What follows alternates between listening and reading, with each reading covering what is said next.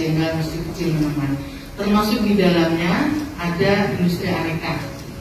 Industri aneka yang dibina di Dijen IKMA, baik itu kecil, menengah, dan besar, masuk di IKMA. Kalau aneka itu ada di KBLI 31 dan 32. Jadi kelompok-kelompok industri yang tidak didefinisikan di kelompok lain itu masuk di aneka. Bapak dan Ibu mengenal industri alat olahraga, industri mainan, industri pengukur waktu seperti itu. Nah, jadi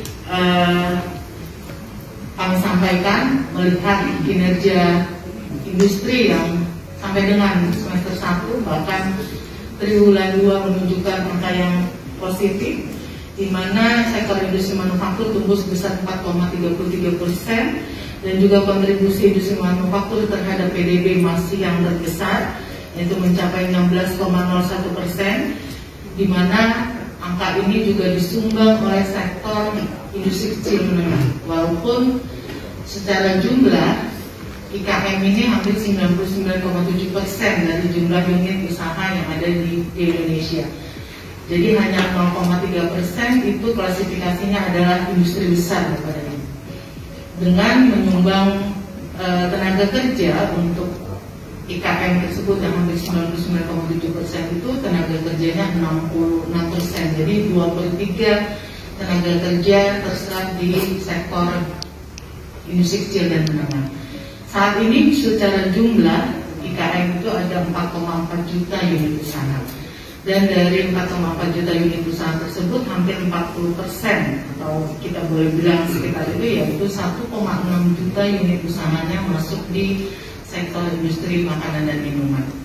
Nah, jadi tugas berat kita bagaimana sektor IKM yang sudah tumbuh ini terus berdaya saing, kemudian juga mampu meningkatkan kinerjanya, dan juga ke depan bagaimana kita terus menambah populasi IKM ini, dan yang selanjutnya adalah bagaimana sektor IKM ini mampu memberikan kontribusi yang besar terhadap PDB. Jadi dari angka yang 99,7% itu PDB 16,01%, IKM itu hanya 3,6%. Jadi tantangan ke depan bagaimana sektor industri kecil dan menengah ini mampu memberikan kontribusi yang besar juga terhadap pertumbuhan ekonomi kita.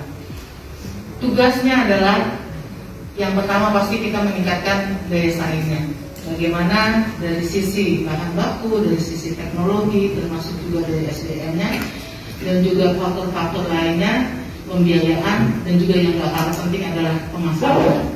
Nah, melalui kegiatan Siap Interfood ini salah satu upaya kami untuk mengenalkan kemampuan IKM, terutama untuk sektor makanan minuman saat ini seperti apa. Kemudian juga tugas kami adalah untuk pelaku IKM yang sudah tumbuh, kita harus melengkapi dengan persyaratan-persyaratan dengan meningkatkan lagi terhadap permasalahan-permasalahan yang dihadapi, supaya yang tumbuh tetap berdaya saing, kemudian yang belum bisa menjadikan sektor ini menjadi peluang untuk dia berusaha. Jadi secara garis besar memang program Dijen IKMA kita bisa kelompokkan menjadi dua besar, yaitu yang pertama pasti program peningkatan daya saingnya, kemudian yang kedua adalah program peningkatan populasi IKM melalui kegiatan penumbuhan wirausaha baru. Baik itu wirausaha baru yang kita lakukan bersinergi dengan kementerian lembaga dan juga pemerintah daerah.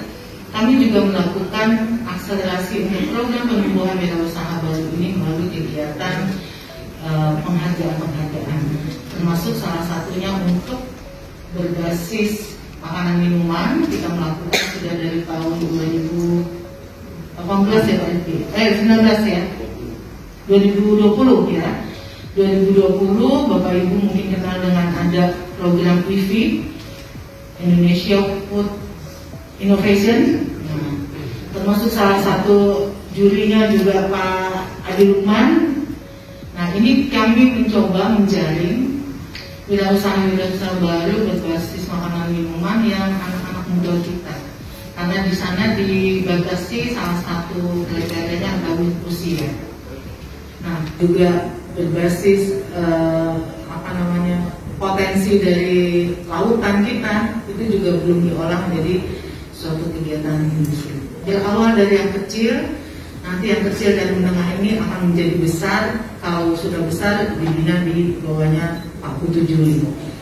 Jadi di samping itu juga melalui IV ini kami menemukan anak-anak muda yang memang jiwa entrepreneurship-nya sudah tumbuh, ditambah juga dengan banyak inovasi. Jadi alhamdulillah sekarang produk IKM berbasis makanan minuman bukan seperti yang kita kenal dulu ya, hanya terbatas di keripik gitu ya, Putu ya, keripik, kerupuk, terus minuman yang sederhana. Tetapi saat ini juga kita bisa kelompokkan produk IKM menjadi produk artisan.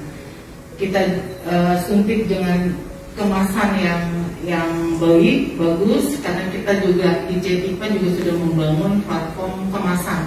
Jadi ini berkumpulnya pelaku-pelaku IKM yang khusus makanan minuman, dia perlu kemasan seperti apa. Di samping itu juga di dalam platform itu juga kumpul juga ada pelaku industri untuk kemasannya sendiri, kemudian juga ada percetakan, ada desain di sana, kemudian juga ada teman-teman dari perguruan tinggi atau akademisi. Jadi kita bisa membuat produk IKM tersebut dikemas dengan bahan yang baik dan juga tidak menimbulkan efek terhadap bahan yang dikemas. Harapannya produk tersebut daya simpan sangat kecil, mana ada yang tidak yang tidak. Untuk mengujinya saja ini masih di dunia ini yang beberapa tempat aja masih bisa, yang baru bisa. Ya, gitu. Nah, kemarin karena itu diadopsi oleh Hong Kong, diadopsi oleh Taiwan dan diadopsi oleh Singapura, yaitu memang akhirnya dicek lagi, terutama kalau minyak sih nggak masalah kemarin itu Pak ya, itu dikhawatirkan seasoningnya, jadi bumbunya, dan memang terakhir dari bulan September kemarin sebenarnya itu udah pembuatan bumbu dan pengepakan bumbu itu sudah memakai teknologi yang bebas dengan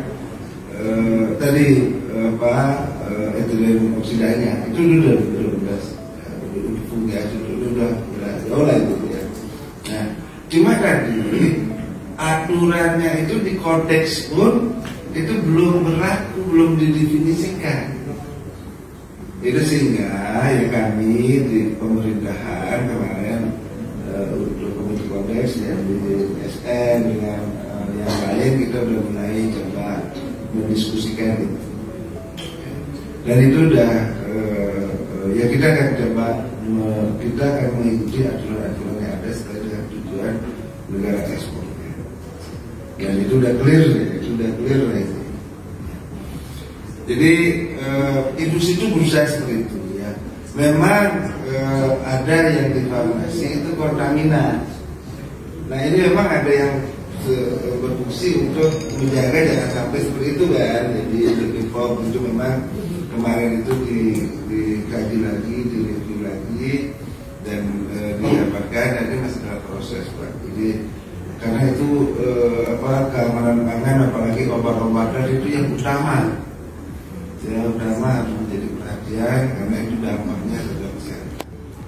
Ya, kita dari kami juga mungkin bisa menambahkan sedikit bahwa kita akan tetap ya, memperbaiki dan menjaga keamanan pangan agar tidak kontraproduktif dengan tujuannya yaitu bagaimana kita hidup sehat ya, dan nutrisinya sudah. Mungkin demikian Bapak Ibu, ada mungkin Pak Adi saya minta waktu sedikit aja bisa menambahkan sedikit. Oke, baik, terima kasih Pak Putu. Jadi teman-teman media memang tadi sudah dijelaskan Pak Putu. Jadi industri pada prinsipnya selalu ingin memenuhi standar yang ditentukan. Jadi saya sebagai asosiasi juga terus mendorong hal tersebut, dan kebetulan dari kasus yang ada itu baik dari Hong Kong, Taiwan, dan Singapura, industri yang bersangkutan sudah langsung melakukan perubahan yang sangat drastis sekali, prosesnya sudah disesuaikan dan tidak memakai bahan yang ada bahan itu berasal dari publikasi ya, bahan publikasi yang ada residunya, dan dengan perubahan teknologi yang dipakai oleh produsen tersebut sehingga diharapkan semua tidak ada masalah di depannya. Dan kita tetap harus waspada karena semua negara ini sekarang selalu berusaha untuk melakukan perubahan standar yang ada ya. Dan sementara kodeks tidak mensyaratkan hal tersebut, tapi negara-negara tertentu berusaha sebagai upaya untuk melindungi masyarakatnya. Jadi ini intinya seperti itu, dan prinsipnya sudah koordinasi dengan Badan POM, dengan perindustrian dan yang lainnya, dan ini semua sudah aman sementara. Masih intinya adalah produsen itu selalu membeli bahan baku yang sudah memenuhi standar, dan selama ini semua sudah memenuhi standar yang ada. Tapi tiba-tiba memang tadi sudah dijelaskan Pak Dirjen ada perubahan standar di negara tertentu, sehingga kita harus menyesuaikan. Salah satu contoh yang simpel saja Pak, bahan pewarna misalnya. Di negara, tidak semua negara itu sepakat bahan pewarna makanan itu boleh dipakai. Ada negara tertentu yang tidak membolehkan bahan pewarna tertentu. Padahal itu sebenarnya sudah diuji keamanannya, sudah diuji toksisitasnya, sudah diuji terhadap kesehatan dan lain sebagainya. Tapi mereka mengeluarkan aturan tidak boleh, misalnya seperti itu. Nah, mau tidak mau industri itu selalu harus mewaspadai dan mengikuti aturan-aturan yang ada. Nah, kebetulan yang kasus EG ini di Hong Kong, di Taiwan itu tidak ada sosialisasi sebenarnya, tiba-tiba mereka melakukan seperti itu. Nah, ini yang kita harapkan, dan saya juga menyampaikan juga ke beberapa negara perwakilan kita di luar negeri, terutama dari Atas Perdagangan dan dari KBRI, untuk kalau bisa mengupdate kalau ada regulasi-regulasi baru seperti ini supaya tidak merugikan. Dan produsen yang bersangkutan sepanjang pengetahuan saya mereka tidak memakai